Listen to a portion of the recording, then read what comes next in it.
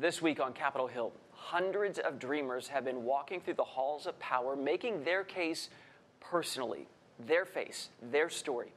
Videographer Megan Smith and I were invited to join them by Forward US. It's an activism group, and share their experience with you. First young man we met was Oscar Sanchez. He's 21 years old, a junior accounting major at the University of Wisconsin-Whitewater, hoping to actually go forward and earn an MBA. His family brought him to the U.S. from Mexico when he was 7 years old.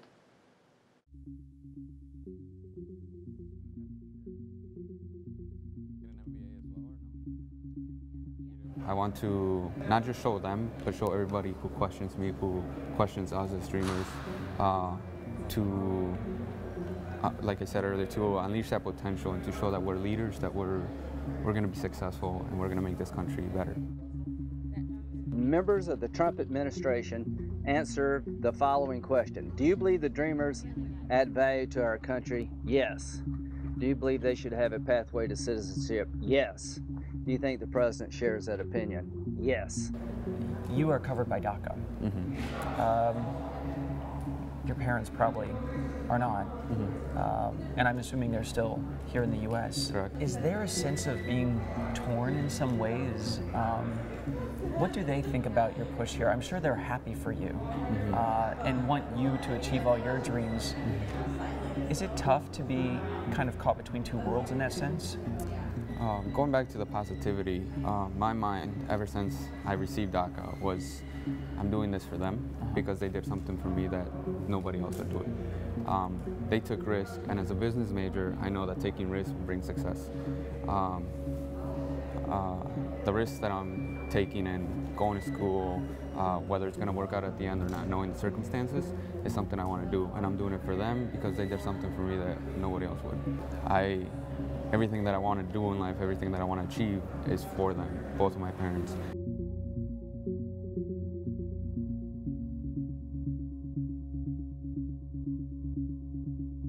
There's a time crunch where a lot of people are going to start being affected by it starting tomorrow. And we don't have so much time to have people start changing their plans all of a sudden, what they worked up for, what they been dreaming for and studying for in my case. So it's like a vanishing of dreams that a deadline is going to put on us. Mm-hmm. And I think it's what we're here for, is to make sure that they know that and to help us. Oscar, you just walked out of Senator Baldwin's office. How'd it go? We're not here alone. We are definitely have a base that we can lift off from. Mm-hmm. For me, it was very inspirational, very, in my mind, I was going through things like, I am gonna achieve what I'm here for. I am gonna, no one's gonna stop me. And her being there just lifted me. Back home, I started doing a lot of advocating, just even with my classmates or my faculty and staff. As a positive thinker, I think that it's going to drive us forward. Everybody, all 800,000 of us, is going to drive us forward to continue dreaming, not give up.